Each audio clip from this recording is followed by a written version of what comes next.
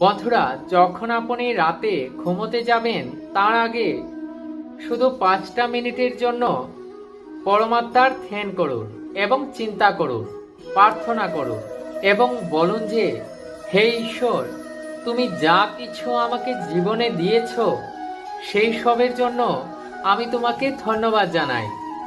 আর যখন সকালে উঠবেন, শুধু 5 মিনিটের জন্য ভগবানকে মন থেকে ধন্যবাদ দিয়ে বলুন যে, তুমি আরো একটি দিন আমার জীবনে দিলে, তুমি আরো একটি সুযোগ দিলে জীবনে নতুন কিছু করে দেখানোর জন্য।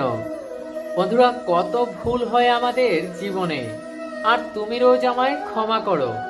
আমি রোজ কথা দিয়েও কথা রাখতে পারি না, আমি রোজ কথা দিয়েও রোজ ভুল করি, কিন্তু তুমি এতটাই করুণার সাগর যে বারবার আমার ভুলগুলি থেকেও তুমি আমায় ক্ষমা করো।